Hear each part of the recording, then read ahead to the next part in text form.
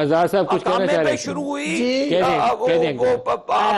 ملک صاحب ایک سیکنڈ عابد صاحب چوری صاحب اب مجھے آپ نے سننا ہے پلیز. عابد شیر علی صاحب اب آپ نے سننا ہے. سر آپ کی میں بات سنوں گا, میری بات سنیں, میں آپ کا بے حد احترام کرتا ہوں, آپ پلیز میری بات سنیں. یہ کون سی چیز ہے؟ اس بات کو سنیں. اچھا دوبارہ آتا ہوں. جسٹس جمالی صاحب کہہ رہے ہیں پھر معافی مانگیں.